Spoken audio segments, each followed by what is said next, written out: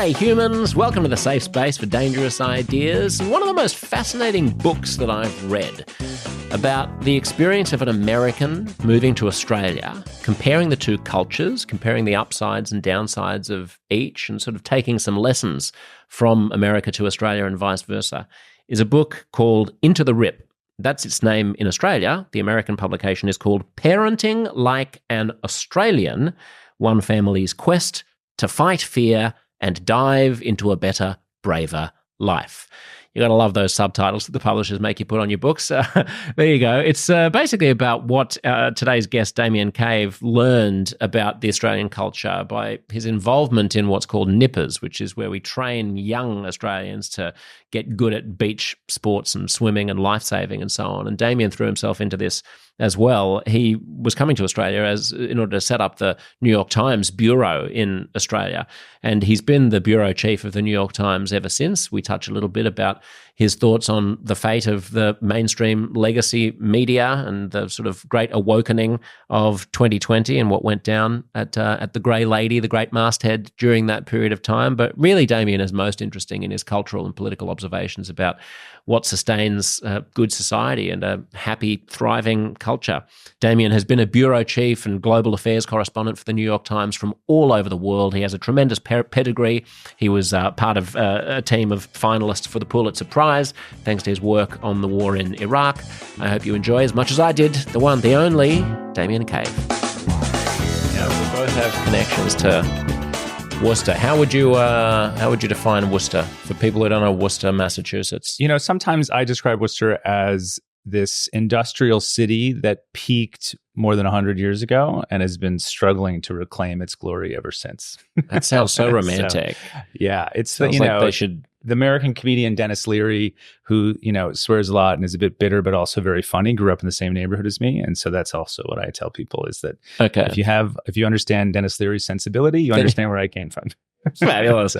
So we were just saying that, in sort of 2012, I had just moved back to New York from Los Angeles and joined HuffPost when they were trying to do to television what they had done to newspapers, burn them, raze them to the ground, create some triumphant, glorious new 1,000-year Reich future where Ariana would preside over everything. And if you'd told us that in 2024 we would be sitting here and the thriving media institution would be the New York Times and the one that had died would be the Huffington Post. Yeah, no one would have guessed, right? We both would have laughed, right? No, it's very true. I mean, what happened? The New York Times just found a way to really connect with its readers and subscribers and get some money out of them at a time when advertising was really steeply declining. But it was touch and go for a long time. I mean, there were points, we found out later where it wasn't clear the New York Times was going to make payroll around 2009. We took this huge loan from Carlos Slim, this Mexican billionaire, at a time when I was the Mexico correspondent, which was at times a bit sensitive. And, just to survive, basically. And so the Times had to really transform itself to some degree. It hit a crisis point and pivoted pretty hard toward digital and toward changing how the newsroom operated. We never let go of the basic New York Times principles, but we tried to open the door to different ways of connecting with readers, being more creative in how we write and how we do headlines. We totally revamped the CMS. What's the CMS? The content management system, basically how we publish to make it easier for reporters to take control of the whole story, from top to bottom, design, headline, summary, everything. And so, the New York Times today is a very different organization in the back end than it was 10 or 12 years ago. And it's bigger. We've hired a ton of people. And so there are more journalists at the New York Times now than there have been at any point in my career at the paper. And when you say that we were doing this, who's making those decisions over the course of time? And, what proximity do you have to them? There was a lot of people making these decisions. I mean, it started to some degree with A.G. Sulzberger, who's now the publisher, who did this thing called an innovation report, where he really dug into the New York Times pretty deeply to figure out what was going wrong and what could we learn from other outlets, what did we need to do for the future. And together, he and a bunch of people put together this report that really kind of cracked open the door to new ways of thinking. And then you had people like me and others who were kind of asked to kind of rush to the breach and try to make some of these things happen. I came from digital and had spent, a good chunk of my career at the time sending them memos saying, these are some things we might want to do differently. Where did you come from in digital? I had worked at Salon in San Francisco, which was the first digital magazine in San Francisco in around 1999 to 2003 or 4. And it was a great place to learn journalism. I mean, we wrote however we wanted. We had great editors. There was a sense of real freedom and of internet possibility. There was this idea that maybe the internet would totally change how democracy works and make things better. We've since learned otherwise, but there was a really hopeful moment there. And a lot of what I learned there, I did try to sort of apply to other places that I went afterwards, whether it was at Rolling Stone, which was a magazine I worked at for a little bit before that, also had its own struggles. And then at the Times, starting in New Jersey, and then ending up in City Hall in New York, and then covering the war in Iraq, and then a whole bunch of other places after that. What was Salon's remit at the turn of the century? Because it has since become associated with a stridently progressive kind of echo chamber. What's funny is Arianna Huffington used to write for us, and it was actually meant to be a place that brought people together with vastly different ideas. It was meant to be a salon where you could exchange ideas across partisan barriers, where it was okay to be provocative because the idea was to be civil and learn from each other. And there were people who were on the far left. There were people on the far right who were part of our group. Our editorial meetings were full of crazy ideas. And then there was people like me in the middle who, covered technology, did the nuts and bolts, wrote about movies once in a while, wrote about politics once in a while, and, felt like we could experiment and write long when we needed to, and do silly things and do humor when we needed to. And so, it was a great place to learn to be a journalist. And what did you think, if I'd asked you at the time, 20, 25 years ago, what was going to become of the media and journalism, and what sort of role digital might play in the way that we get our information and have our conversations? I think at that point, we all thought that the digital publications would replace the old legacy media. I mean, I remember thinking, I don't ever want to work for a newspaper. Newspapers are dying. They're never going to be around. This is the future. And I think what surprised us is the degree to which a lot of legacy media organizations, including the New York Times, learned and adapted very quickly from what some of these digital innovators were doing, in part because they had to, in part because they were able to hire a bunch of people like me and others who came from that world and brought those ideas with them. And instead of rejecting them outright, they eventually adopted them with some resistance. But adopted them in what way, Damien? I mean, that's interesting because, I, as a New York Times subscriber, still really only use it for the things that it has always been good at. there's Wordle and like stuff like that, which I know people like. Right. And I suppose there are digital rich, digital forward, video graphics and things like that, which are sometimes nice. But ultimately, it's because I want, interesting columnists and well-researched investigative. And hopefully none of that pieces. Changes, right? Like the principles of the New York Times of independence, of in-depth reporting, of solid writing are all still there. But if you look at, for example, how we cover news, when I started the paper, the news story would become something called a lead-all. At the end of the day, it was the story that ran on the right side of the front page. It had a very particular format that was driven by the print edition. And this was the case throughout most of the stories we did. We did a lot of 800-word stories because that was the right size for print. Now look at how we cover news, which is live, dynamic, immediate, active, multimedia. It's a totally different world. And then now someone at the very end of the day, whose job it is to not necessarily be in the place where the news is, pulls together that lead all. So we still do that for the small group of print subscribers that we have, but the vast majority of our readers get news from the New York Times in a completely different way than they ever did before, on their phone, as it happens, with more voice and more of a sense of both place and personal input from the reporters than they ever did before. Right. And how do you juggle the sense of place and personal input with the need for objectivity? Well, I think that it's often a struggle, but I think that, for many of us who have been trained in this, it becomes second nature to at least suppress your own initial views and to aspire to objectivity, right? It's not something that you necessarily get right all the time, any more than a lawyer who represents, a defendant is entirely objective all the time. But it is something that we do through training, and we focus a lot on independence. I think that the New York Times has tried to make sure that those of us who come through the system are trained in the idea of being neutral and looking at something from 360 degrees. And in some ways reporting against your bias to make sure you're not missing something. Right, but why doesn't the quest for objectivity or for fairness leach the personality out of the story? I mean, I'm asking from the perspective of someone who has recently been at a major media organization that is trying to grapple with how do you reconcile a younger generation of journalists' desire to bring their whole selves to work and to bring their own truths to reporting and to bring alternative, It's a good question. I mean, it's a challenge, and I think when it works, it's a healthy back and forth where you want newsrooms to be diverse in every way, to have different points of views, different experiences, and you want that to be part of story conception, story assignment, and story production. But at some point, that needs to only be one piece of the puzzle. And the job, what matters, I often tell young journalists, is what matters is the story.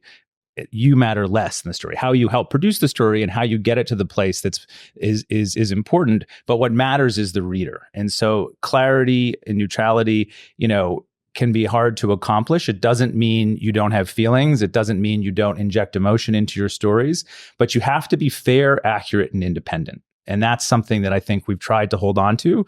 It's difficult. There are generational differences. I mean, I've had so many stories where I've had things crossed out by editors that say editorializing. I don't think they're editorializing. I think I'm just describing what I've experienced on a reporting trip.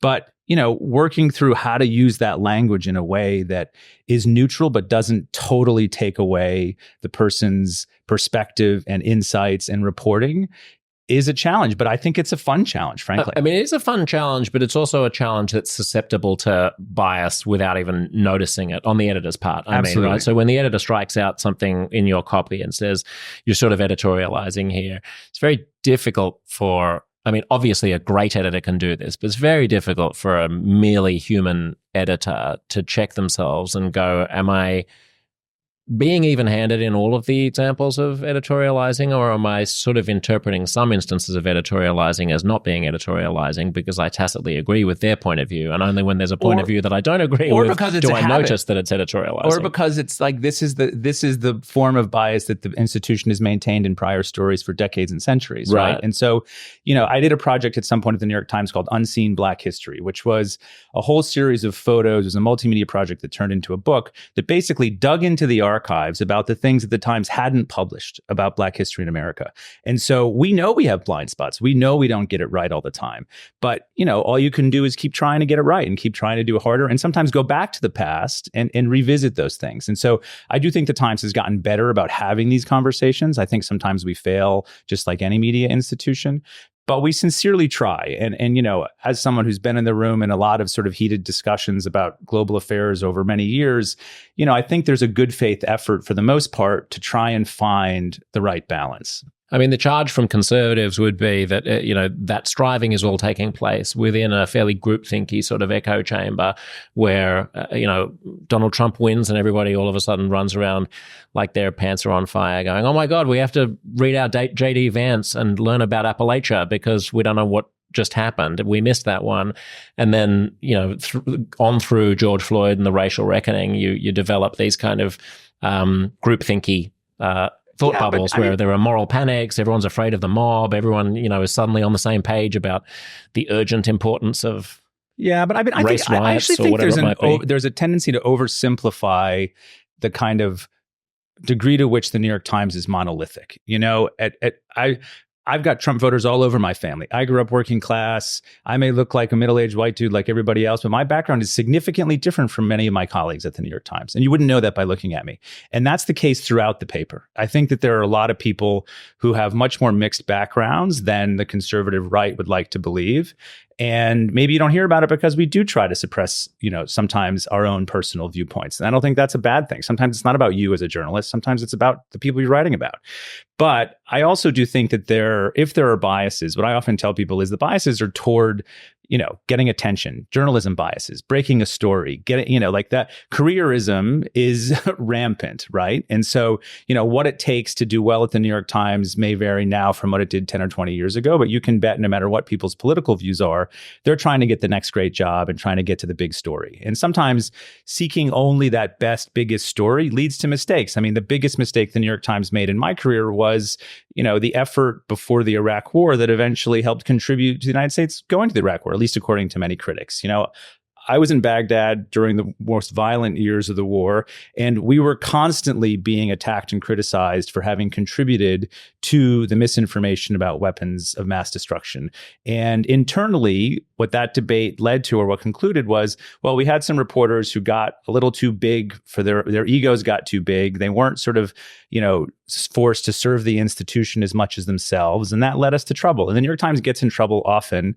It will tell itself when it lets reporters get too famous and get more famous than the institution to some degree. So it's almost an Australian system of, tall poppy syndrome, where you can't get too big. And that's something that many of us subscribe to and think, well, it's okay. We all get a lot of benefits from the New York Times. And, if we can do what we can to keep the institution in mind as opposed to our own careers, that's not a terrible thing. Speaking of Australians and not wanting people to get too big for their boots, you're reminding me that Tucker Carlson was fired last year by an Australian. Yeah. For the same problem, yes. Essentially, yes. Right? Being larger than the institution of Fox News. Yeah, that's true. I mean, yes. So, personal aspiration, drive, the desire to be the center of the story can lead an institution awry, but also the fear of not being fired can lead an institution awry. I mean, I don't want to dwell on this for too long, but to reflect on what went down in 2020, the issue of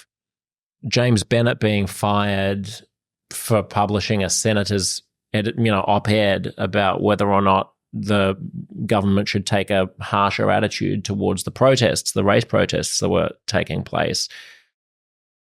What was going on there? And sure, presumably that had a chilling effect on people, where everyone is puckered up and sort of terrified to...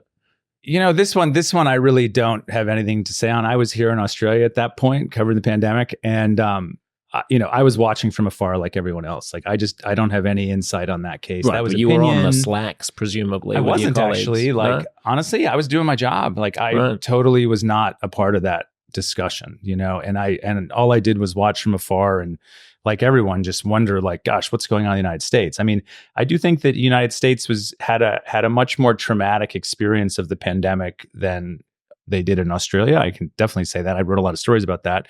And I think there were a lot of impacts that kind of coursed through a lot of institutions. And, the New York Times is a function of history and is within its own historical context, just like any other institution. And so I think it's hard to kind of single out the Times and say, oh, well, this was something that was, particular to the New York Times. It seemed like this was the kind of thing that was happening throughout the country. And, no media institution is immune. But I really don't have anything more to add. I really wasn't around for that one. What did you want to do as a journalist? What was your main sort of interest when you were at Salon and then Rolling Stone and then you were in Iraq? Did you want to be a frontline reporter, or did you want to analyze the news and try to contextualize it? When I started in this career, I thought I was going to be a movie critic because I thought I was going to be too shy to interview people. And the idea of just being able to share my thoughts on culture was my initial dream job. And then pretty quickly, I talked to a movie critic who said, I got to be honest, it's kind of boring sitting in movie theaters all the time. I'm not so sure this is what you want to do. And he was right. And he just wanted to hang on to his job. He didn't want the competition. No, I was a movie critic for my university, for my college newspaper. It was fabulous. Yeah. Love watching little movies. Music criticism early in my career too. But but then at some point pretty early on, I realized I wanted to be a foreign correspondent. I mean, I knew that I wanted to go overseas. I wanted to explore the world. I didn't get on a plane to go to another country until my junior year in college. So I was about 20. And, I came from a world where that wasn't something that many people did. And so... You stay in Worcester. Exactly. Worcester, Massachusetts is not a place where everybody gets out of. But I knew that I wanted to see the world and explore the world. And I didn't really care who it would be for. I ended up first getting started in Cuba, actually, with a fellowship, and spent a bunch of time writing about capitalism and socialism there. Wow. And that eventually led to the rest of my career. At some point... What was Cuba like in the 90s? This would have been late... Well, I started going in 1999, and then I had a fellowship in 2002, 2004. And 2003, I guess. And it was interesting. I mean, Cuba's gone through a lot of ups and downs. My wife's family's from Cuba, and so we had kind of personal connections and knowledge through that. But exploring it over the past 20 years, including, when Fidel died, when I happened to be there on vacation, was really an education in socialism, in living close to a superpower, in the resilience of people in a place that often is either part of history or forgotten in history. And, it was just a great place to learn kind of how to explore a new world. And so that was sort of the beginning of my foreign career. And eventually the Times kind of felt like, oh, this is somebody who could be a correspondent. And after I was able to build enough trust with my editors, they sent me to Iraq. And then after that, I was in Miami for a bit, and then Mexico City in Central America, and then in New York as an editor. And then they asked me to come to Australia and open a bureau here. Just to pause on Iraq for a moment, how long were you there, and what stage of the war was it? I started going in 2006, so it was right as it was kind of becoming what was called a civil war at that point, and through the end of 2007, which is when the surge under David Petraeus started to turn things around. So it was really probably the most interesting 18-month period you could possibly get, I think, in Iraq. And it was fascinating. It was. And there was a lot of great journalists coming through the New York Times Bureau at that time. We were finalists for the Pulitzer the year that I was there. And it was scary and frightening and enthralling and invigorating, and a huge education that I often said a year in Baghdad, it was like 5 or 10 years in any other job. Yeah, I'll bet. Was there any glimmer of ISIS, the Arab Spring, the kind of events of 08, 9, 10 beginning in 06, 07? Remind me. Not yet. There were the seeds of it. Like there were a couple of these kind of local kind of volunteer civilian militia groups that the United States was starting to work with that felt like a ground up organic thing that was generally seen as a positive. And to some degree, you could argue that those were kind of the seeds of what appeared in a whole bunch of other countries after that. But it was still at that point, it was just trying to suppress the violence and trying to keep, IEDs from blowing people up. Of course. It was pretty elemental. And if I told you that like Gaddafi would be killed and like Bashar al-Assad would almost lose power within the next few years, would that have been surprising to you?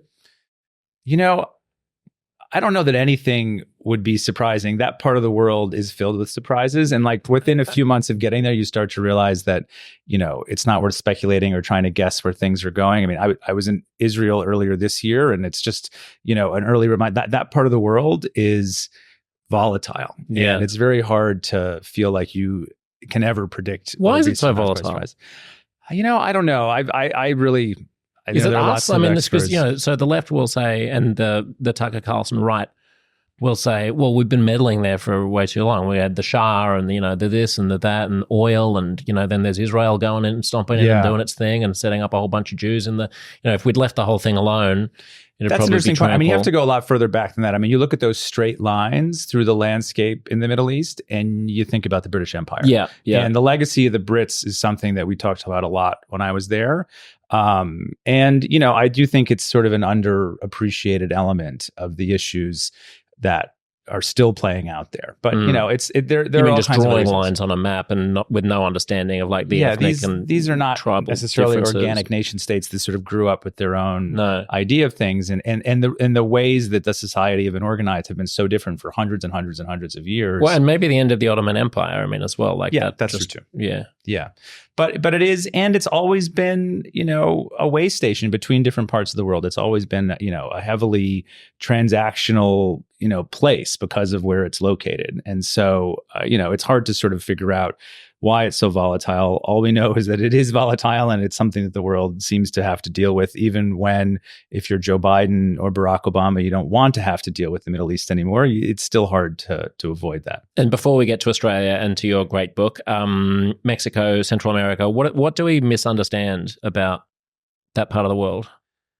That's a good question, too. I mean, when I was in Mexico, one of the things that I did, I was one of the first people to report about how immigration from Mexico was in decline, in part because the birth rates had seriously declined. Sorry, immigration from Mexico to the United States. Okay. And even if you look at, the huge border crossings that followed, a lot of these people are not Mexican. And so one of the things that's sort of misunderstood is the role of Mexico itself within a lot of these things. There's a perception, I think, outside of the region that, millions of people are streaming across the Mexican border. They must all be Mexican. It's Mexico's fault. And the truth is, for more than a decade, Mexican migration has been in decline. And when I was there was a point where there were more Mexicans going back to Mexico for economic opportunities than staying in the United States. So that's the first thing. I mean, the other thing is that for me, being in Latin America was a lesson in the degree to which foreign policy is driven by fear as opposed to opportunity. Latin America was often not a priority in Washington because it wasn't as big of a problem or as scary as ISIS or the Middle East or China. And so, there were enormous opportunities that the United States and that the region have never fully realized or developed. Like what? Just economically, culturally. There are a whole bunch of things that would suggest that Latin America should be further along than it is, and that Washington could and should pay more attention to that part of the world if it saw the world through the lens of opportunity. But foreign policy, not just opportunity for whom, though? Are you saying that there should be more investment in Latin America because there's untapped potential for development there, or that would then redound to the United States? And the United States. I mean, you just look at. Now it's starting to happen where you have a whole bunch of companies setting up in Mexico to export to the United States, but there's no reason that Mexico couldn't have looked like South Korea. And there's what stopped it. A lot of it was the internal politics. It had a long one-party dictatorship for a long time.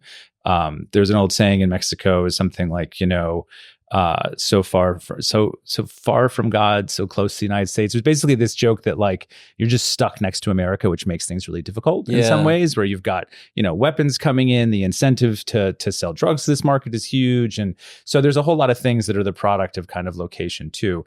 And that's just Mexico. And the rest of Latin America, Brazil is a really interesting place and that's been growing and playing a bigger role in the world. That will continue. I don't know. I have a real love for Latin America. It's the first part of the world I fell in love with. And, I just wish that there are other parts of the world would pay more attention to figuring out how to work with Latin America. There's enormous resources. There's, great culture. People are, smart and creative.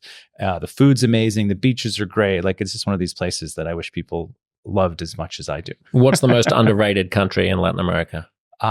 Maybe Uruguay. I was just talking to someone about Uruguay the other day. I went to Montevideo to write a story about their initial plan to legalize marijuana, which was this first sort of country to do so. And it was this old revolutionary leader who was doing it.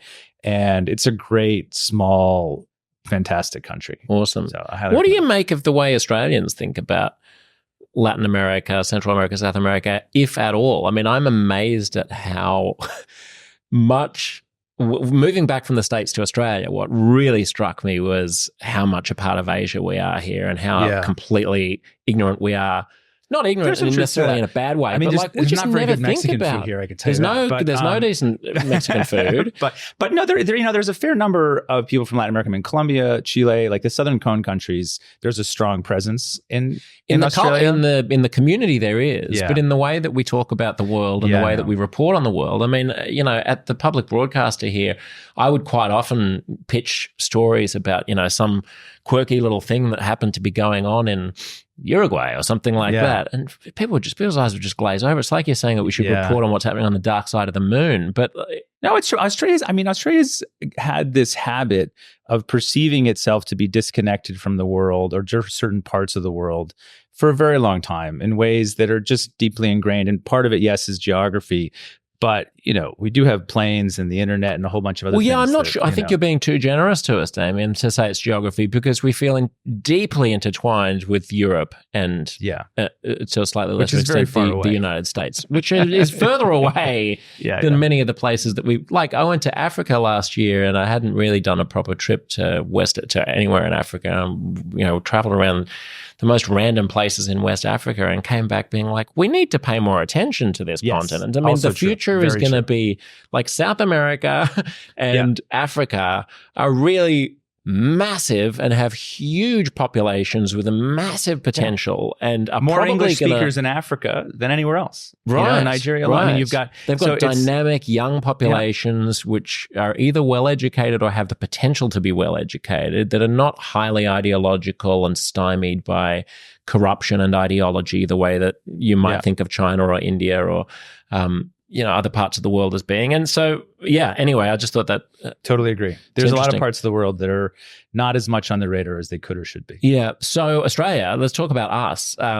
It's rare that I read a memoir and love it as much as I loved your book. I think it's really insightful. It's both personal and kind of, it's beautiful and also really interesting as an Australian to read an outsider's perspective on it. Just sell us on the central thesis. Well, I think the central thesis kind of starts with me grappling with my Americanness in ways that I didn't anticipate in coming to Australia, in terms of the degree to which I just trusted that individualism and individuality was a good thing, and the sense that I thought I had a pretty clear idea of what risk was and what I was scared of and what I was not. And what I found in Australia was this culture that was able to sort of push you into nature in a way that was dangerous and that scared me, and that required a loss of individuality that I think was initially confronting, but ultimately quite comforting. That there is still a sense of community in Australia, a sense of doing things together, regardless of background, regardless of partisanship, that I found really remarkable coming from the United States, which felt so divided and so unable to work across these dividing lines.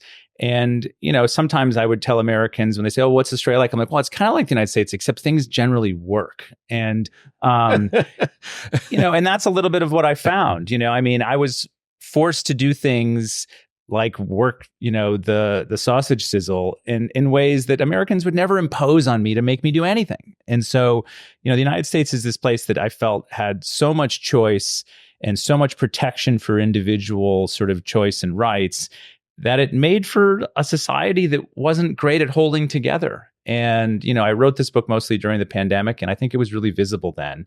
And for me, I just came to Australia and kind of rediscovered the kind of person and the kind of society that I wanted to be a part of. When you say that it wouldn't have been imposed on you to work the sausage sizzle, is that a term that Americans will know, by the way? What a sausage sizzle is? Not. What would you call a sausage sizzle? That would be a barbecue, or that would be, I suppose, just grilling. Grilling meats at and it's not usually bacon and egg and no, but the sizzle component implies that it's at a community event, so it would be at a junior sports league, or it would be at some kind of a or maybe even we have it at elections here. When you go to vote, you have a sausage sizzle, and you have one of the most stressful things I did in Australia early on was go to my public school kids sausage sizzle, and a bunch of these parents saying, "You get behind there and you cook the eggs and the bacon," and me handing it to these parents and me not knowing what I was doing, and them getting frustrated with me and me being totally clueless. And so that idea of not knowing how to do things. Wait, you didn't know how to fry an egg on a Well, no, but they had a particular expectation of how the whole thing worked. There needed to be a napkin underneath, and the roll had to be cut a certain way. And I didn't even know how much it was, and I was exchanging money. But that novelty and that complete desire, that comfort with being totally uncomfortable is something that I think Australians are a little bit better at in some ways. Yes. I mean, it's an anti-snowflake sort of culture in a way, right?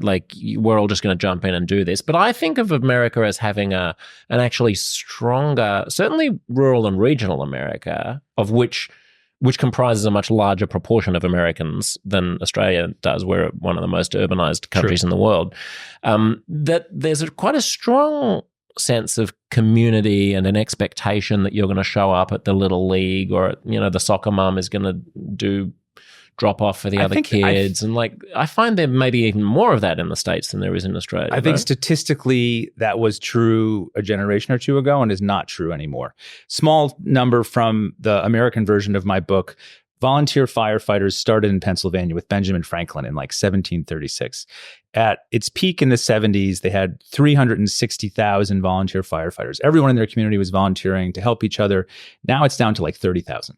And to some degree, that's a marker of how Americans have struggled to participate with each other in ways that are, mission driven, I guess. And at the same time, you've had this enormous sorting by political viewpoint. So people live with people who have the same political views. Maybe they volunteer at their little league because they trust that those people are going to vote the same way they do. And there is still community in some of these relatively homogenous partisan locales.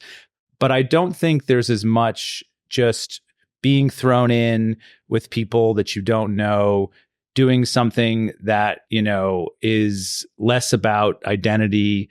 And I don't know, I think that there's still less comfort with the throw your arm around someone and force them to do something they've never done before. There's an Right. assumption that, oh, you get to choose if you want to do this or I see. not. So, well, what are some ways in which that showed up in Australia? You've mentioned doing a sausage sizzle, and one of the big themes in your book is nippers, which you can explain. But are there any other examples that you can throw in to complete the picture for American listeners? Yeah, I mean, the surf life-saving clubs was definitely the main, thing for me and my family of kind of being forced into a frightening ocean and just expected to figure it out.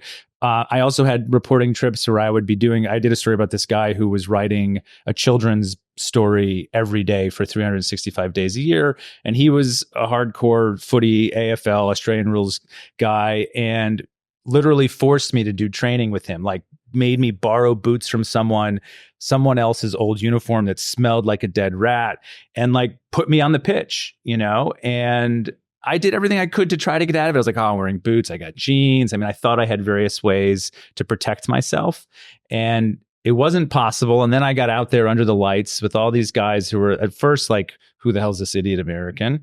But then afterwards, there was enough camaraderie for me to come away from that feeling like I'd learned something and had a bit of a thrill, and then I was grateful for that. So that's one example. I also kept having things. I don't even know if I mentioned this in the book, but I had these experiences where like I was covering the fires at one point, and my car broke down. We had a flat tire, and every car that drove by stopped to make sure we were okay. We weren't very close to the fires by any means. We were just in a rural area, but every single vehicle stopped to see if we needed help.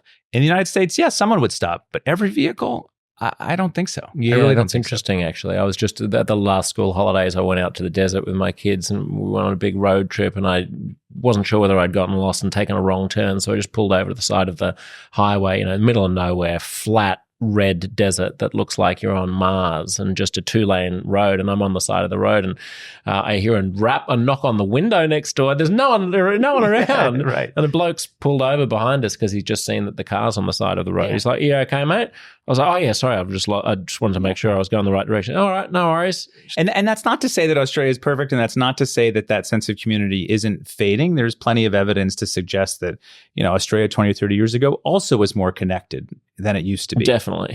But it's I remember saying, this is always what middle-aged people say, right? When I was a kid, things were different, things were better. But I do remember walking through the neighborhood of Sydney where I grew up, and even as a teenager, people saying hello to each other, strangers saying hi. I mean, it's like that scene from Crocodile Dundee when Mick Dundee gets to New York and he walks through, he's walking along, Broadway, and it just through a throng of people going, "G'day, g'day, g'day, g'day, g'day, g'day," trying to say hello to everybody. There actually was more of that when I was growing up than there is today. But there's still, and this is a little bit for Australians, part of the reason I wrote this book is I wanted to kind of say, hey, don't let go of this. Don't lose this. This is something that as an outsider, I can see is valuable. And there are a lot of ways that it can be protected, but it does disappear without work.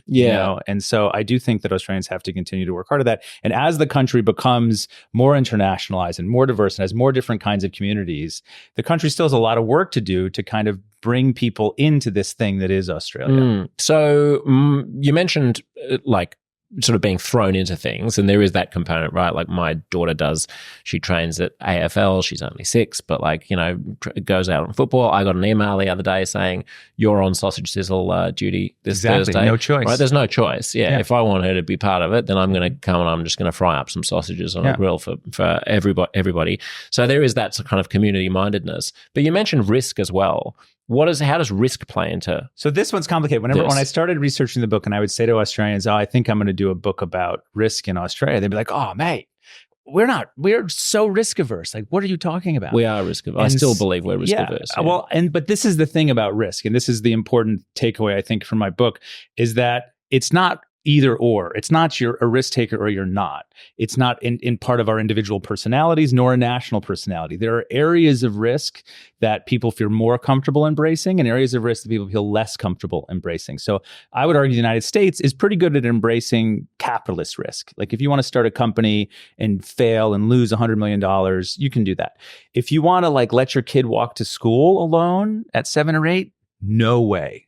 And so, they're probably going to call the police on you. And so, that's one marker of a sharp difference in the United States. And in Australia, in some ways, it's the opposite, where, my kids were walking to school and encouraged to walk to school very early when we moved here when they were pretty young.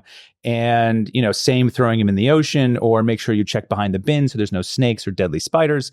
But if you want to start a new theater company and maybe get a little money raised for that, probably not. All the government money is going to go to the stable, established players. If you, want to do something creative in finance and something that feels wild and really taps into Asia, well, the big banks here are probably going to frown on that. And so I think in terms of the economy and culture, Australia is still very cautious in ways that make it very risk averse.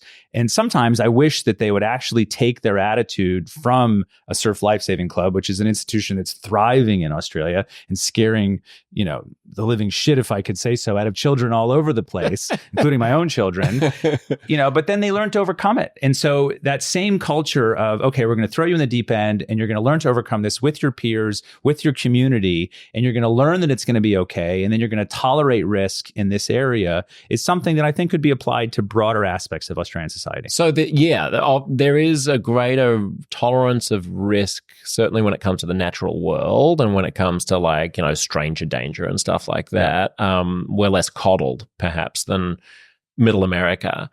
And yet our speed limits are very low and very tightly enforced, and there are speed cameras everywhere, and there are street safety cameras Only country I've ever been in where people drive lower than the speed limit. Lower than the speed limit. It's stunning to me. Aussies love a rule. They do. We love a rule about how much we can drink and where, about whether you can smoke in the same outside area as where people are eating in. We love a rule about how late you can go into an establishment and how, whether you can return after you've left. How do you reconcile that with your sense of kind of, rugged outdoorsmanship? Well, I think they can coexist. And I think that they do here in the same way, like I said, that there are risk-averse tendencies and risk-embracing tendencies in the United States. And so, they don't have to be contradictory. Part of it is just exposure, and choices that a society makes. So the driving thing, I've given the Australian government so much money in tickets over my time here. I'm surprised you still got a license, because at some point they just take it away. No, I know. There's been some finagling to maintain that I still have a license.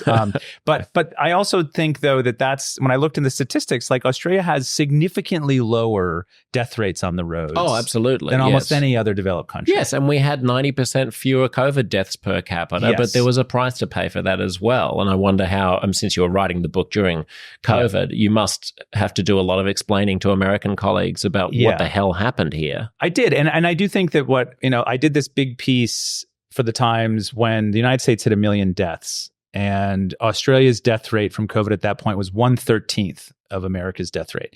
And I ended up writing a lot about what happens in societies where there's greater trust, where hospitals work together better because they have greater trust. There's social trust that says, okay, I'll be careful with how often I go out compared to others. And so that degree of social trust on one hand feels super cautious and protective. And there was a whole bunch of people on the American right that demonized Australia for this idea. And how could you take away their rights and say it's anti-democratic? But you know what? My kids were in school more than most of my friends' kids in the United States were in school because there was greater safety, so fewer people I know died in Australia than they did in the United States. Fewer people got really sick. And so I do think that Australia ultimately decided that those were trade-offs worth making. And that even though there were regrets, Australians kind of just bucked up and pushed through it. And with the exception of Melbourne and Victoria, we actually spent more time at pubs and parks and beaches and bars and cafes than most of the people I know in America did. Yeah. You know why? Because even if there isn't an official lockdown, nobody thinks that it's worth getting really awfully sick for 2 weeks that going to a bar is worth that. Yeah. Mostly. So you mostly self-lockdown in the middle of a raging pandemic anyway. Although there were also creative. I remember walking by the beach in Sydney and people were, walking with coffee cups that, of course, were not coffee. Or, we had a group of neighbors where we would all dress up in athletic wear as our kids played on the street to make clear that we were exercising because you were allowed to go out tonic. for exercise. Absolutely. Yeah, and we needed social connection. Australians find social connection, and they did find a way to do it. And so the mental health effects, while they're severe in Australia, especially for young people after the pandemic, again, they're a fraction of what they are in the United States. So explain surf lifesaving to Americans whose only image of it is Baywatch, and what it means to like Australian community. So Australia is this place that has this enormous coastline that's also extremely dangerous, right? And there's simply no way to have paid lifeguards protect the beaches in the same way that they do if you're in LA or Coney Island, New York. And so at some point at the turn of the 20th century or earlier, there were a group of community leaders who basically created little groups of volunteers at these beaches to protect people from drowning. And they based it on a bunch of things. A bunch of people were former military guys, and they had this sort of semi-rigorous training, semi-camaraderie driven, show off that you can swim culture that then started to spread up at hundreds and hundreds of beaches all over Australia. And now I think there's 185,000 volunteers in different communities. And at some point it became not just the men from the neighborhood who did it, which is how it started. It became women, and then it became families. And you got to train your kids so that they can continue to fill the ranks. And in the 1960s, when everybody decided they wanted to surf instead of just be a surf lifesaver, the surf lifesaving clubs had to find some way to keep their ranks up. And that was when Nippers and the kids kind of got involved. Nippers being what? Nippers is basically junior lifesaving training. It starts at like 5 or 6, where kids start to learn how to be safe in the water. They're splashing in the water at first, but pretty quickly they're learning about, deadly wildlife, and they're going out into the rip currents and figuring out how to come back. It's what I really love about it is it's not like initially I thought it was just like beach camp. Like when I first signed up, I thought my kids were just going to go play in the water because in America, that's what they would do. And here it very quickly was like, no, this is training for like serious ocean safety for them and their peers. And I met lots of Australian parents that basically said, if my kids want to go to the beach alone, I need to know that they're going to be safe. And this is why I'm doing it. So I don't really care if they don't want to do it. They have no choice. And every week there would be kids crying and not wanting to be thrown in the water. But what I loved about it wasn't just for the kids, it was the whole community. All the parents were involved, some parents on the beach, some parents in the water. And your kids, you start to learn who the parents are in the community. If you see them outside of the beach and the kid is doing something wrong, they might notice. I mean, it just created a sense of community that was unlike anything that I had grown up with in the United States, and that I think was really valuable. And it was really focused on community building, overcoming fear, and this idea of proficiency, which is another thing that I don't think Americans really think a lot about. They think about perfection. But for Australians, the Surf Lifesaving Club, and it's not just that, it's volunteer firefighting, it's a whole bunch of things.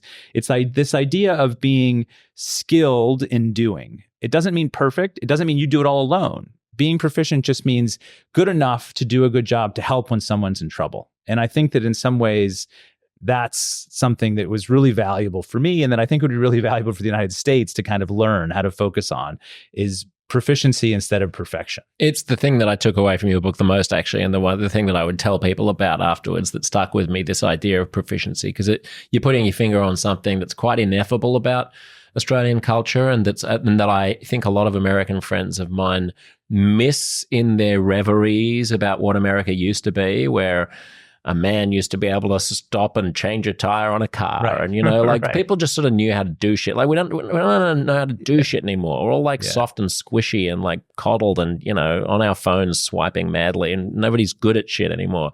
You don't have to be great. It's not about being, America just became obsessed with greatness and excellence. And it became such a competitive society that, well, if you couldn't be great, then why do it? Right. There was this overly win focused, if you're not winning, then you're losing kind of idea. I had this really funny conversation with Angela Duckworth, who's the author of Grit, and I was trying to explain to her how it works in Australia. And I was like, basically, tell me if this sounds weird to you, because as an American here, I'm still trying to figure out if this is different, So someone who say, like, I joined a basketball team here in Australia, and a bunch of my Australian friends had literally never touched a basketball in their lives, and they still decided they wanted to be a part of this team. And Angela Duckworth and I were talking about how this shows a willingness to do things that are inherently not productive. It is not productive to use your time to learn to play basketball at 45. And we were joking about that. And she was like, yeah, there's just no way, like, the Americans might join a cycling group because maybe they can network and find some way to get a better job out of it. Or, like it's so focused on productivity and work performance and networking for network's sake that there's a whole lot that's lost from the spontaneity of just life and trying things. Oh, that's so interesting. I hadn't even thought about that twist on it, that there's an instrumentalism in the pursuit of American excellence. Yeah. Where everything is in order to. Exactly. Yeah. It's funny. I noticed it's one of the reasons I didn't like Los Angeles and moved back to New York, because I felt that as a single industry town, a lot was instrumental. A lot was about who you know in order to who's going to come to this thing, who might be able to put you in touch with this other person. Everyone's on this gigantic ladder. Whereas I felt that New York was much more heterodox and like diverse, and a lot of people doing a lot of different things.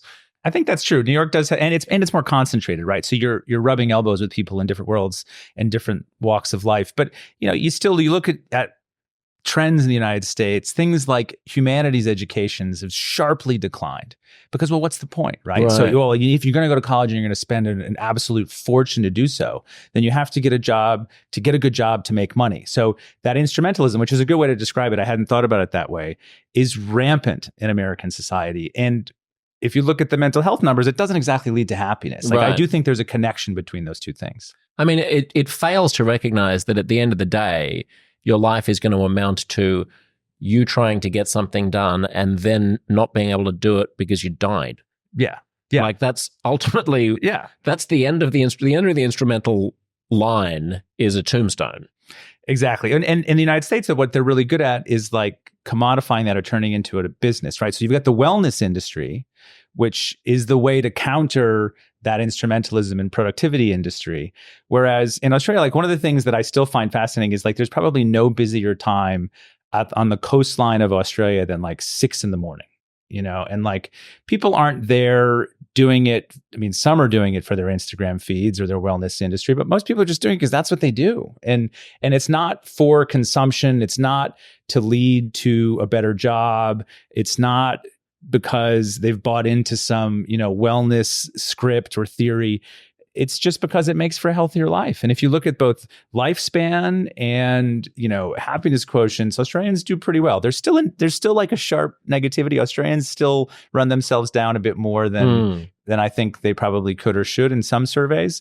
But in terms of lifespan and health, like it's, they do it pretty well.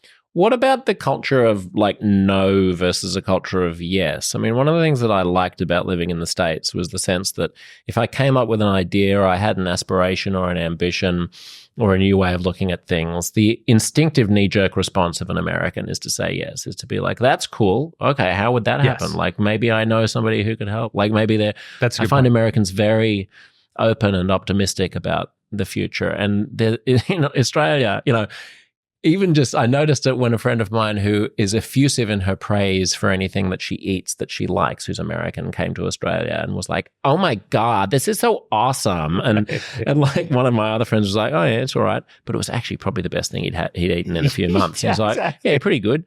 Yeah, but there's this understated kind of culture of sort of no. Like, I mean, I try to get things up here and people are like, oh yeah, but no, someone else tried to do that, that didn't really work out. But mate, that's a good point. I mean, one of the things that I have concerns about with like my kids having spent a good chunk of their lives here is what I call a tolerance for mediocrity. Yeah. And so I do think Australia sometimes suffers from that.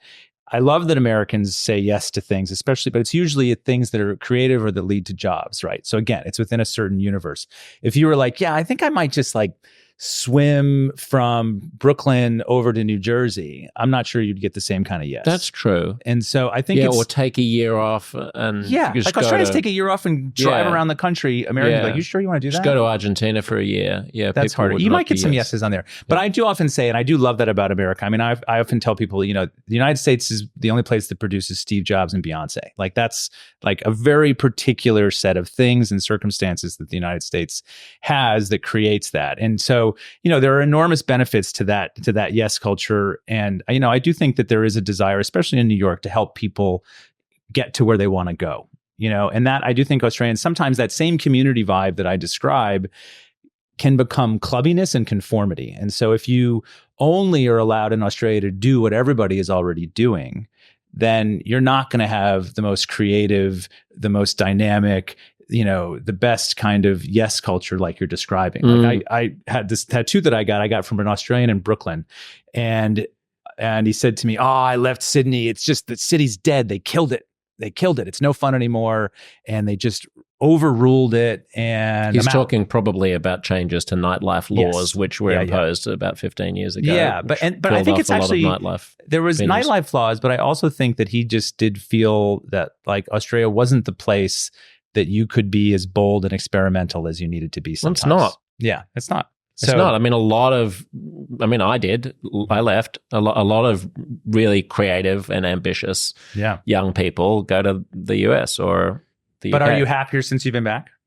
Yeah, but that's because I'm in a time in my life when it's time to settle down, right? I got married, I had kids, I bought a house, all that boring stuff. It's a great place. It's a great place to be boring, Damien. It's like, who wouldn't? It's very hard to raise a couple of young kids in New York when you know that Sydney exists. Yes. Yeah, that's true. It's like just the climate, the lifestyle, the culture, the kind of Mediterranean-ness of everything, the shimmering water and the shiny blue skies and the beaches and the rock pools and the trees to climb. Like, I didn't want to be struggling with a stroller down the icy steps of, West 4th Street subway station. Yes, and that was my conclusion too. But I also think, and this is one of the things that like is an undercurrent in my book, is I sometimes wonder if as parents and as adults, we don't do enough to learn from our kids. Like I ended up doing surf lifesaving because my son was like, well, if you're going to make me do it, why don't you do it? And at various points along the way, I felt like I learned to see the world through my children's eyes a little bit more instead of me trying to impose my way of viewing things. And when you do that, you start to allow for mistakes. You start to allow for nervousness when you're in new social environments that are different. You start to sort of push yourself into ways that may not feel as risky or big as they do in New York, but that are still really valuable and that I think can make you a better human. So even in Australia, in a place where like it's okay to be boring, there are ways to become better humans if we kind of almost adopt those same reasons that made us come here for our children. It's like you're pitching me the surf lifesaving lifestyle now. People often say to me, I feel very pressured. What do people do if they're not, near the coast? And I'm like, well, there's the mountains and there's, a lot of other things that you can do in your community. And I think like in the book, I talk about two kinds of risk, physical risk and social risk. And Australia really pushed me in both directions.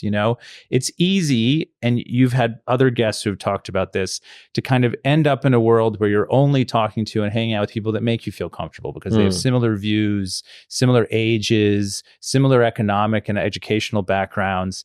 And the truth is we need to embrace more risk in our lives, not just physically, but socially too. We have to be able to put ourselves into places where we can learn from others, where we can be nervous, overcome our fear of saying the wrong thing, maybe say the wrong thing, work around it, figure out how to have those discussions.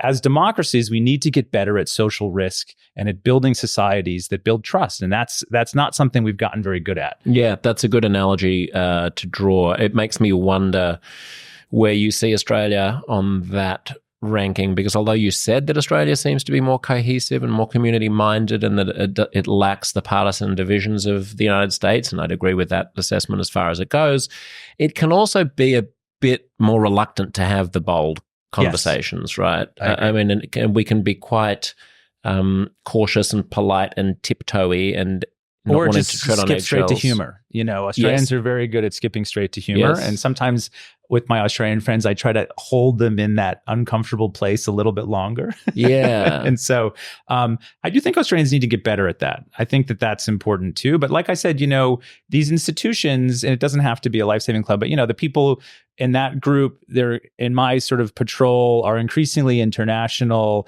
There's people I know who are pro-Trump and who are very conservative, people who are not. There's, a guy who drives a beer truck. There's someone who's a banker. There's a Navy veteran. So figuring out what are those institutions or what are those environments that we can put ourselves in where you're forced to spend time with people and get to know them a little bit in ways that maybe don't let you get out of those difficult conversations. Yeah. Well, it presupposes that there are people who believe things that are sufficiently different. Like, I mean, to go back to COVID, that was a moment where I think there was an enforced conformism in Australia. Well, sort of everywhere, but especially here, where it was really regarded as being unseemly to question the extent and duration and intensity of the lockdowns and the state border closures and stuff like that. I wrote a piece in the Sydney Morning Herald in November of 2021 when people were still being imprisoned for 2 weeks for having been on a plane where one person had tested positive. Yeah. And I was like saying, is there going to come a point at which we start having a conversation about the human rights implications of what we're doing? And that was regarded as really edgy and out there. I was really bucking and now, of course, it seems blindingly obvious that we probably went a bit too far and a bit too long and in some ways. Is there a way to get over that culturally, do you think, or are we stuck with that groupthink?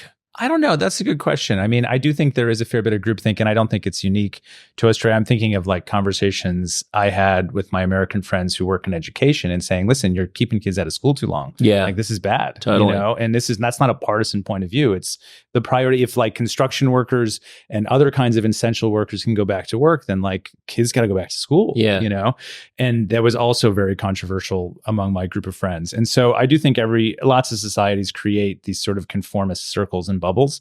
That's true. And I don't know, Australians, I mean, I do think that I hope that the younger generation can push through this. I mean, I see my kids and some of the choices that they make for public speaking and the degree to which public speaking and performance is kind of a part of the Australian education in a deeper way than it is the United States. And so sometimes I wonder if that sort of younger generation will hold the key to that. I mean, you look at the sort of climate change protests that were driven by young people in Australia.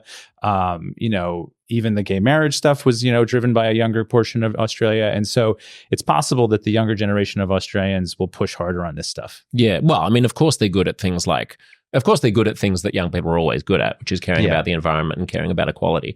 It might be harder for them to get into the headspace of someone who's very different from them, like an old crotchety conservative who's I mean, I do think though the country's become, if you look at it in terms of racial and ethnic diversity, Australia is significantly more diverse among the younger generations, and I think that's becoming a bigger part of the conversation here in a way that's different from how it is in the United States. And so I think there's some room for growth and potential there. And then to what extent do they get in the headspace of that older guy at the RSL? I don't know. Maybe not so much, but you still have RSLs where you still have people, again, and for Americans, it's the Reserve Service Officers League. It's basically a veterans place that also serves, beer and affordable food that brings together people for everybody. It's kind of a strange community phenomenon. It's another example. And it's, if you look at, Donald Horne's book, The Lucky Country, he talks about how Australia is this place that creates clubs for all kinds of things, like to go to sports events. Like if I want to go to a Sydney Swans game, I have to become a member. And so there's just this like second nature to Australian life that he describes as a fraternalism that I think is still very relevant. Yes, that's true. And it would rub up against American individualism in a way that they'd be like, why do you need my name for me to go to why can't I just buy the ticket? Why are you keeping tabs on me and making me join your club? That's interesting. So the clubby piece is a big part of the way Australia operates. What do you think are the big risks or like a big risk and then a big opportunity for Australia and for America? Like I'll take those in succession. Yeah. So, Australia, one of the things that I think is fascinating about this place is that it still, I think, has a bit of an outdated image of itself as a country. I think it still sees itself as this small country that can't or doesn't have a big role on the world stage and, is still suffering from the tyranny of distance. And I just don't think that's accurate anymore. And nor is it this sort of middle-class battler country. I often remind Australians, listen, your GDP is close to Russia's. You think Russia's thinking, oh no, I just got to stay where I am and I don't want to get involved? No, of course not. We know that. So I think Australia could play a much larger role. And I would think there's a benefit to seeing a fair bit of Australian values pushed out to the world more aggressively. I think Australia can stand taller than it does on the world stage, frankly. That's the first thing that I think I would say. Let me just pause on that and throw something in, which is that there's been an explicit policy over the past couple of decades, which has been a kind of post-colonial reticence about being bossy that I think has infiltrated the public service in Australia to some extent. A friend of mine is a scientist who lives in the Solomon Islands and has only been there for a while. But if you talk to locals there, they are under the impression that China is just an enormous beneficiary, like is giving them a tremendous amount of stuff. The Chinese flag is on a whole bunch of aid and development projects, right? Yeah. Now, it's actually the case that Australia is a larger donor to the Solomon Islands than China is, but we do it on the sly. We do it stealthily. We think it would be ostentatious or obnoxious to put the Australian flag on everything. So there may be a reevaluation underway that I'm not aware of. I hope there is in kind of foreign affairs circles to change that posture. But I think it's partly just sort of a kind of a post-colonial guilt and squeamishness about that, which maybe we need to reclaim. But I think that's the opportunity. I think Australia has an enormous opportunity to do more in the world and to play a larger role in the region, which has enormous economic benefits and global benefits. So I think that that's the opportunity for Australia. The risk, I do think that kind of small-mindedness and that tolerance for mediocrity is a real risk for Australia. I think that it needs to figure out a way to kind of have that kind of deeper sense of self and to really strive and to see itself as a potentially ambitious nation in a way that I don't know that it has as of yet. And if it doesn't do that, then there are consequences that come from that. And then on the United States side, I think the risks are pretty apparent in the degree of division. And sometimes people say to me, gosh, I wish Australian media or other parts of the world wouldn't pay as much attention to American politics. But American politics has an enormous impact on the rest of the globe. And the democracy that the United States has some very serious structural flaws that at some point are going to need to get fixed, or the country will spiral in ways that are even worse than what you're saying. What are the structural flaws? I mean, I think that the way that, even if you just take Australia as a model, where you have an independent election supervisor, where districts are drawn in an independent fashion, where voting is on a weekend and celebrated. You don't need to have the sausages, but you can still change the way democracy operates in the United States so that it's not as easily manipulated to suppress the vote. Where judges aren't elected. Yeah. I mean, that's another example, but there's all kinds of things. I mean, the way campaigns are financed, the way primaries run, so there's a whole bunch of things that I think the United States just needs to kind of really examine the way that the system operates. And otherwise, does it have the institutions to address those structural problems? It just takes acts of Congress. I mean, it's not like there was the American primary system, which pushes candidates to the extreme to satisfy the base, is a relatively new thing in the United States. That's not something that was always a part of how it worked. And so, and to some degree, so that's the risk. And I actually think that the opportunity is the same. There is no country that is able to pivot and change as much or as quickly as the United States. I had this long conversation with this former American ambassador to the Soviet Union, and I was saying, listen, in Asia, there's this really intense sense that America, no matter who becomes president, is in decline, that American power is on the wane. And he said to me, Damien, I heard this, decades ago too. The United States was failing and was going to disappear during the Civil Rights era, during Vietnam, during the Great Depression. He said, there's a long history of people counting the United States out too quickly. There's no country that's as capable of changing as much as the United States. And so, I do think there's an opportunity for that kind of revival in American democracy that we haven't seen yet. But I don't know when that's coming. The fever hasn't broken in terms of the way America operates. And I do think it goes beyond partisan divisions to some of those structural societal things that I read about in the book. You haven't mentioned the information revolution as being a component of any of this. Yeah, I mean, I do think, and I think that's a big part of it too. I think that amplifies a lot of these problems. Now, I think sometimes, and this maybe sounds strange as a journalist, but I think sometimes people overestimate the degree of power that information and that media has to shape society. I think that it amplifies things and makes some things bigger than others. But, if you look at Robert Putnam's research about bowling alone and the societal sort of disintegration of American community, it preceded smartphones. And the trend lines started long before we had Facebook. And so I think it's easy to blame the new technology, but to some degree, I think it's actually about real world interaction. I think it's as much about real estate as it is about Facebook. I think it's as much about, how education policy is driven as it is about, whether or not TikTok or Twitter is telling kids what to do. Yeah, right.